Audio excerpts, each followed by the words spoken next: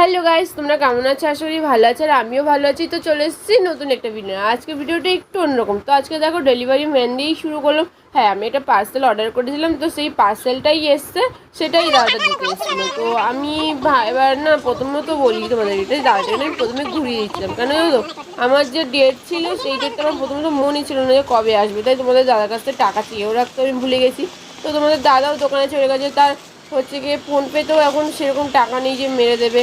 তারপর হচ্ছে গিয়ে এখন আমাকে বলছে তুমি ডয়ার থেকে বের করো না। তো আমিও চাবি খুলতে পারছি না ডয়ারে, কি মুশকিলে পড়ে গেলো। তারপরে আমি খুলতে পারছি না, অনেক জোরজবস্তি করে খুলেছি জানো তো। তো যাই হোক, তারপরে এই দেখো হচ্ছে দাদাটাকে সেটা বলছেন, তো দাদাটা আমাকে বলে কি না যে না জানেন তো আমাদের এই এত বড় মাল নিয়ে যাতায়াত করতে খুবই অসুবিধা হয়, একবার ভেঙে ভেঙে গেলে আমাদেরকেই সেটা দিতে হবে। তো তারপরে হচ্ছে কি এই দেখো, তোমরা নিশ্চয়ই ভিডিওটা দেখে বুঝতেই পেরেছো যে কি পার্সেল এসেছে। হ্যাঁ, রিং লাইট। এটা কিন্তু আমার জন্য না, বলো তো কার জন্য, তোমরাই গাইস করো এটা কার জন্য।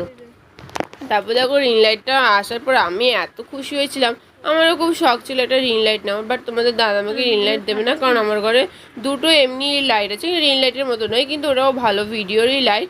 এবার আমি তো খুবই খুশি হয়েছিলাম, আমার ক্যামেরাটা না আমাকে একটা পাশের বাড়ির মেয়ে করে দিচ্ছিল না। তো তোমাকে পাশে অনেকে জিজ্ঞেস করছিলো কী এসছে, দোকানদার দিদাও জিজ্ঞেস করছিলো কী এসছে কী এসছে, আমি লাইট এসছে। তো যাই হোক, তারপর আমাকে টাকাটা ঘুরে দিল আর আমিও আমার মালটাকে নিয়ে নিলাম। আমি মালটা নিয়ে খুবই খুশি। আর আমারও না খুব শখ ছিল একটা রিং লাইট, তোমাদের তো বলছি। আর এই রিং লাইটে না অনেক রকম কালার হয়, যেটা দেখে তো আমি মানে কোনোদিনও দেখিনি নিজে দেখে। এই প্রথম এসে আমি দেখে তো অবাক, বা এত সুন্দর কালার। তো চলো এটাকে আমি পুরো ভালোভাবে খুলে দেখি যে কীরকম কী আছে। আর আগে এইদিকে দেখো তোমাদের পুচকুর অবস্থা, জামা তার পুরো বুকের ওপরে। ও সব সময় জামাটাকে না মুখের ওপর কাছে আবার মুখে কামড়িয়ে কামড়িয়ে ভিজিয়ে দেবে। তো চলো খুলে দেখি এটা কীরকম কী আছে। আর আমিও তো এগুলো কখনো লাগাইনি, চলো একটু চেষ্টা করা যাক কীরকম কী। বেশি ওস্তাদি করতে গিয়ে আবার যেন ভেঙে না দিই। তারপরেই দেখো আমি এগুলো দেখছিলাম যে ক্যামেরা তাহলে ফোনটা কোথায় রেখে ভিডিও করবে, সেগুলো দেখছিলাম।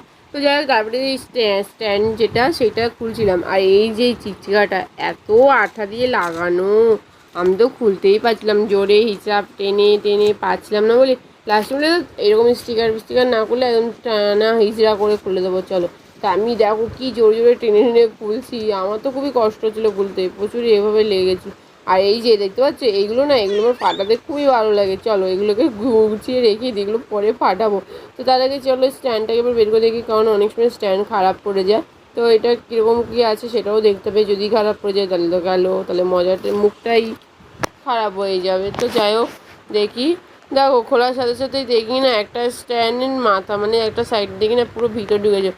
এবার দেখে তো আমার মনটা ভেঙে গেলো, এবার যদি এটা ভেঙে যায় কী কী হবে এরকম করে ভাবছিলাম কী হবে। তো চেষ্টা করছিলাম যেটা টেনে বার করতে পারি নাকি দেখি। তো তারপরে দেখো অনেক কষ্ট মষ্ট করে পুরো বের করেছি। তারপরেই দেখো স্ট্যান্ডটাকে পুরো এবার খুলে টুলে দাঁড় করিয়ে দিতে হবে। আর এইগুলো না আমি কখনো করিনি, ফার্স্ট টাইম।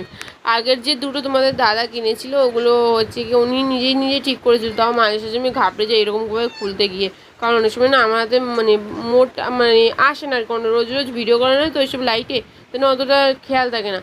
এদিকে আমি তো কোনো করি, তাই এক্সট্রা জ্বালা কীভাবে একটু করছে, সবসময় না করলে হয় না। এদিকে দেখো তোমাদের পুচকু চুপচাপ বসে আছে।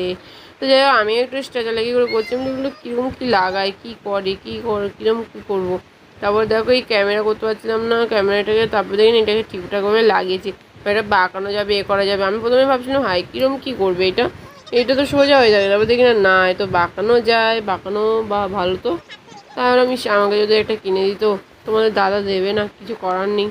যাই হোক, তো চলো এবার লাইটটাকে স্ট্যান্ডের উপর লাগিয়ে দিই। দেখো স্ট্যান্ডের উপর লাইট লাগানো কমপ্লিট হয়ে গেছে। এবার চলো তারটাকে খুলি, তারটাকে তো বোর্ডে দিতে হবে। তারপর দেখো যে তারটাকে পুরো জ্যাকটাকে পুরো গুঁজে দিয়েছি। তারপর দেখো আমি দেখছি কত রকম কী কালার হয়ে যাবো, জ্বালালাম বা খুব সুন্দর। তো প্রথমে দেখেই খুব আমার লাগছিলো, আমি এবার দেখছি যে কোনটা দিয়ে কী করে। এই দেখো এইটা দেখে ডাউন করে লাইটটাকে। তুমি যদি একটু ডাউন মানে কম আলো করতে চাও তাহলে কম আলো করতে পারবে, তারপর বেশি আলো করতে চাইলে প্রথমে যেটা আছে সেটা দিয়ে বেশি আলো করতে পারবে। তো আমি এগুলো দেখাচ্ছিলাম তোমাদেরকে। আর এইটা দিয়ে না কালারিং করতে পারবে। আর এই দেখো আমি করছি, দেখো এই দেখো কি সুন্দর। ও আমি এবার লাইটটাকে একটু অফ করে দিলাম যাতে সুন্দর কালারটা আসে, দেখতে পাচ্ছি। এই দেখো কি দারুণ না,